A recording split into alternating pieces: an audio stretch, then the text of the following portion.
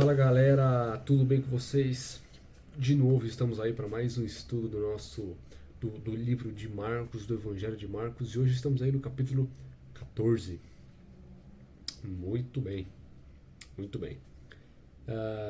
Desde já nós dissemos aí que você é mais uma vez muito bem-vindo aqui conosco, e desde já pedimos desculpas aí se você ouviu algum barulho de fora. É que estamos no meio da tarde, então tá rolando coisa aqui ao redor, lá fora, aqui dentro de casa. Então desde já nos perdoe qualquer barulho, mas seja muito bem-vindo e que aqui você encontre a palavra de Cristo. Esse é o nosso intuito. E lembre-se, estamos aqui para bater papo. Deixa nos comentários, conversa, que é um negócio bem descontraído. Aqui ó, aqui no meu quarto, camisa de time. Aqui é para você ficar à vontade, para você se sentir em paz, porque a gente vai conversar. E sinta-se à vontade para colocar nos comentários aquilo que Deus tocar no teu coração. E lembre-se sempre, estude o capítulo, você sozinho, você na sua casa, para que Deus fale com você, para que Ele te ensine o que tem que ser ensinado, tá bom? Perfeito. Então vamos lá. Capítulo 14. Antes de nós começarmos, eu queria fazer uma oração. Vamos fazer uma oração? Então você é o nosso convidado, feche os seus olhos e vamos orar. Pai amado, Pai querido, pedimos a Tua iluminação para a gente poder estudar a Tua palavra nessa hora. Em nome de Jesus, amém. Muito bem, então pega a sua Bíblia, pega aí um papel, uma caneta e vamos lá para Marcos capítulo 14, um capítulo grande, né, o maior capítulo de Marcos, com seus 72 versículos. Por conta disso, nós evidentemente não vamos falar de tudo. Nós vamos aqui dar uma rápida pincelada em alguns pontos e depois a gente fecha a ideia, tá bom? É por isso que, especialmente o capítulo 14, é de suma importância que você leia, que você estude por você, porque ele é grande, então não tem como nós falarmos aqui. Então leia na sua casa e comenta aqui conosco aquilo que você quiser comentar, tá bom? Vamos lá. Capítulo 14, ele é dividido em diversas sessões, né? Tem aí, ele conta várias histórias, né? Lógico, todas interligadas, mas são vários trechos, né? E então vamos lá. O primeiro ponto que vale a pena a gente destacar aqui é ali um momento, uma famosa história onde Jesus é ungido em Betânia, né? Onde a mulher ela quebra ali um vaso de alabastro e derrama sobre Jesus, e os discípulos ficam indignados, porque aquilo lá custava o salário de um ano, né? No verso 5 a gente vê que o valor deste perfume, que ele poderia ser vendido por mais de 300 denários, e 300 denários era o valor do salário anual. Um denário era o salário do dia, 300 era o do ano. Então, era caro, era muito caro, era muito caro. E, pois bem, e ela quebra aquilo e derrama sobre Jesus, né? E os discípulos ficam indignados, não, porque você podia usar isso para outra coisa. Então eles deram muito valor para esse dinheiro, e a mulher nem ligou, porque ela reconheceu que Cristo era de muito mais valor do que aquilo que ela tinha, do que a quantia que ela poderia conseguir. Valia muito mais a pena abrir mão daquilo por Jesus do que ficar com aquilo e perder essa oportunidade. E ela abre mão daquilo sem problema nenhum e derrama sobre Jesus, causando um certo incômodo ali, né? Isso mostra o desapego dela, que Jesus de fato era mais importante do que o dinheiro para ela, era mais importante do que os bens, né? E em seguida, essa história está do verso 3 até o verso 9. Lá no verso 10 e verso 11, nós vemos o pacto da traição. Então, aqui eu tenho a história da mulher abrindo mão do dinheiro por Jesus. E no verso 10 e 11 eu tenho o Judas preferindo o dinheiro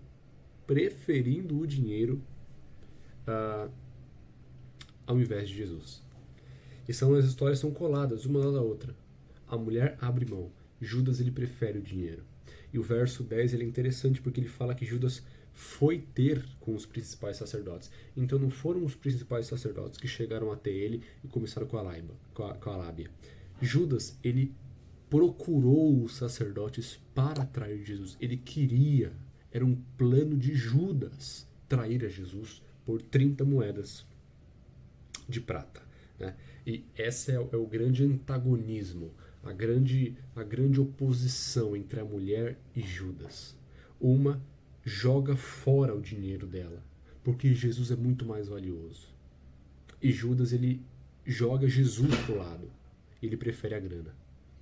Esse é um grande paralelo que vale a nossa reflexão.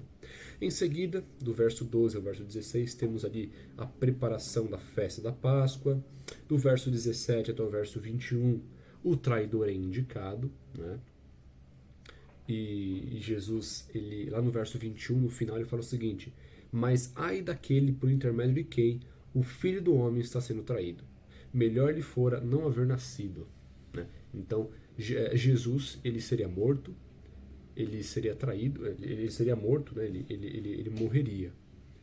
Mas não é porque Jesus morreria que Judas tinha que ajudar. Né? Então, aqui o traidor é indicado, né? E Jesus mostra o quanto essa pessoa, quanto esse traidor está sendo, está fazendo besteira. Resumindo, o quanto isso que ele está fazendo é grave. Jesus deixa muito claro isso no verso 21. No verso 22 até o verso 26, nós temos ali a ceia, a última ceia, né, onde Jesus declara que dá sobre a nova aliança, no verso 24, né? Jesus cita a nova aliança, é muito interessante porque, mais uma vez, nós temos Deus fazendo aliança com o homem, né? Se você quer saber mais sobre isso, se você quer entender mais sobre essa questão de Deus fazer aliança com o homem, acessa a nossa playlist aqui no Filhos da Luz. Tem uma playlist só que tem o nome Aliança, tá? A gente tem alguns vídeos sobre aliança, tá? Virão novos vídeos, mas se você quiser aprender mais, ver mais sobre isso, porque é incrível. Imagine, Deus, o Rei do Universo, faz aliança com o homem. Ele procura o homem para fazer aliança. Se você quer entender mais sobre isso, procura a nossa playlist e assista aos vídeos lá. E espere porque virão novos vídeos sobre esse tema, tá bom? Muito em breve, essa semana inclusive. Então Jesus cita essa nova aliança, que é por meio do sangue dele, né? E verso 26, cantaram um hino e acabou a ceia, né? Perfeito. É uma cronologia, tá? É uma cronologia. E aí, do verso 27 até o verso 31, nós temos a famosa o que aconteceu com Pedro, né? Então Jesus, ele fala que os discípulos, eles fugiriam e etc. E Pedro, com uma certa impulsividade, né, uma sua personalidade assim, ele já levanta e fala: não, ainda que todo mundo te negue, eu jamais. E Pedro decretou que ele nunca negaria Jesus, né? Ele falou: não, nunca negarei você, Senhor. E Jesus fala: Pedro, para, né? Antes que o galo cante, você vai me negar. E eles ficam lá, né? Não. Olha o verso 31. Ainda que me seja necessário morrer contigo, de nenhum modo te negarei. Assim disseram todos. Todos os discípulos disseram que não negariam Jesus. E é aí que mora o perigo. Sabe por quê? Quando eu falo que eu não vou nunca negar Jesus e eu me convenço disso, isso me traz um conforto perigoso.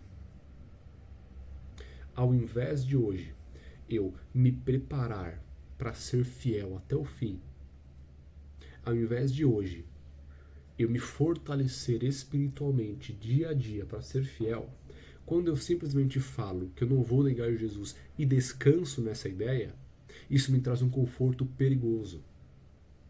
Porque é muito fácil que eu não vou falar que eu não vou negar Jesus quando está tudo bem. Agora, quando o negócio aperta, aí é a hora do vamos ver. E se hoje eu simplesmente falar: não, mestre, eu nunca te negarei, e eu descansar nisso, e eu dormir espiritualmente, isso me traz um conforto perigoso, que pode custar caro lá na frente. Então, ao invés de eu e você nos convencermos da ideia de que nunca vamos negar Jesus, não se conforte com isso. Se prepare hoje para nunca negá-lo. Do que adianta falar se eu não me preparar? Então, se prepare antes de falar e antes de se confortar nisso, se prepare para de fato não negá-lo. E foi o que aconteceu com eles. Eles descansaram, eles ficaram confortáveis nessa ideia e negaram e fugiram. Especialmente Pedro, né? Bom, e o resto da história a gente vai ver mais pra frente. Depois dessa conversa entre Jesus e os discípulos, esse nega, não nega, pá. Acabou. Jesus chamou Pedro, Tiago e João para o Getsemane, né? E Jesus, ele começou a sentir aquele pavor, aquela angústia, porque ele sabia que ele ia morrer. Ele começa a sentir algo forte dentro de si, e ele vai orar. E Pedro, Tiago e João dormem, né? E Jesus, ele está orando, os discípulos dormindo, e Jesus, ele clama a Deus como uma criança. Olha o verso 36, que fala da oração de Jesus. E dizia: Abba, Pai, tudo te é possível. Passa de mim este cálice, contudo não seja o que eu quero, e sim o que tu queres. Esse termo Abba, no verso 36, é um termo que ele se assemelha muito ao nosso papai. É um termo carinhoso. Então é como se Jesus ele clamou como uma criança, tamanho pavor que ele sentia, tamanha angústia pelos pecados da humanidade que ele sentiu, pelos meus e pelos seus pecados, né? E Jesus clama, ele ora, e ele termina de orar, e ele volta para falar com Pedro, Tiago e João, e ele os encontra dormindo. E olha o verso 37. Voltando, achou-os dormindo e disse a Pedro: Simão, tu dormes? Não pudeste vigiar nem uma hora? Olha isso, o que Pedro tinha acabado de falar. Não, eu nunca te negarei. Morrerei pelo Senhor. E ele não conseguiu ficar acordado. E Jesus vai em Pedro, e ele mostra. Jesus faz questão de falar isso para Pedro. Pô, Pedro, você falou que ia morrer por mim, você não consegue ficar acordado? Já começa a mostrar aqui essa impulsão de Pedro. Talvez esse conforto que a gente acabou de falar, esse conforto perigoso, né? E aí o verso 38. Vigiai e orai, para que não entreis em tentação. O espírito, na verdade, está pronto, mas a carne é fraca. É o que a gente falou. Cuidado. Cuidado. A carne é fraca. Você quer, espiritualmente você quer, mas a carne é fraca. Antes de se confortar com essa ideia, se prepare para não negar Jesus. Se prepare para ir até o fim. E não fique falando. Não adianta falar e não viver. Não adianta eu falar e não me preparar. Então, que nós nos preparemos antes de sair falando isso. Porque o espírito está pronto, mas a carne é fraca. E Pedro e os discípulos mostraram isso. Depois dessa situação no Getsemane, né, do verso 43 até o 50, nós temos ali a prisão de Jesus. E olha o verso 50. Então, deixando, todos fugiram. Lá no verso 31, o que eles disseram? Não, mestre, nós morreremos pelo Senhor. No verso 50, todos fugiram. Mais uma vez, antes de falar, se prepare para não negar Jesus. Aí a história continua. O verso 51 e 52 fala de um jovem que saiu fugindo também, né? Leia o verso 51 e 52 de Marcos, que é interessante. Do verso 53 até o verso 65, nós temos Jesus perante o Sinédrio, né? E ali eles testemunham falsamente, né? Você vê que os líderes religiosos... Vai ver os mandamentos. Vê a lei de Moisés. Tá lá. Não dirás falso testemunho. E no verso 56, fala que esses líderes davam falso testemunho contra Jesus. Então eles preferiram matar Jesus do que seguir a lei. Isso é hipocrisia. Essa é a hipocrisia que eles sempre condenaram. A lei de Deus não importa. O que importa é matar ele. E foi isso que eles fizeram. Eles nem ligaram para a lei. Eles testemunhavam falsamente contra Jesus, transgredindo a lei de Deus. Mas o que importava para eles isso? Isso é hipocrisia. Isso é hipocrisia. A lei de Deus serve em alguns momentos, para algumas pessoas. Isso é a hipocrisia que Cristo condenou. Em seguida, nós temos aí todo esse diálogo de Jesus contra os, não contra, né, mas com os homens, e eles condenando, e eles blasfemando, e eles xingando, e etc. E Jesus quieto. Jesus na dele, né? E no verso 62, Jesus diz, né? Jesus respondeu: Eu sou, e vereis o Filho do Homem assentado à direita do Todo-Poderoso e vindo com as nuvens do céu, né? Mostrando ali a sua divindade, deixando clara a sua divindade. E os próprios líderes, o próprio sumo sacerdote entendeu isso. Então Jesus deixa muito claro a sua divindade, né? O que desagrada aos líderes. E do verso 66 até o verso 72, a famosa história de Pedro negando a Jesus. O que fica dessa história, de todos esses versos aqui, especialmente o que mais me chamou a atenção é a minha necessidade de me preparar para não negar Jesus, muito mais do que falar. Não saia falando que você não vai negar Jesus, porque você vai se confortar nisso. E você vai achar que a carne está pronta, mas na verdade ela não está. Se eu me confortar hoje com a minha carne fraca, acreditando falsamente que eu estou pronto para ir até o fim, talvez eu não esteja. E eu só vou descobrir isso quando for tarde. Então, ao invés de se confortar nessa ideia, se prepare.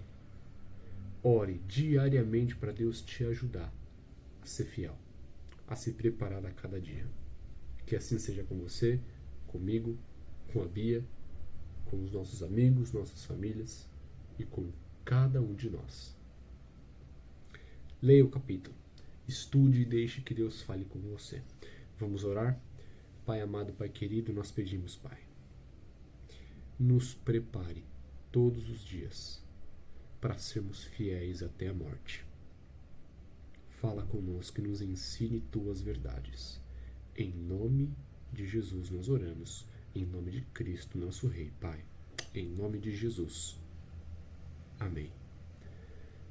Muito bem, fique com Deus, bom estudo, que Papai do Céu cuide de cada um de nós, se cuide, se proteja, e a gente se vê em breve, beleza? Que sejamos filhos da luz. Valeu, galera!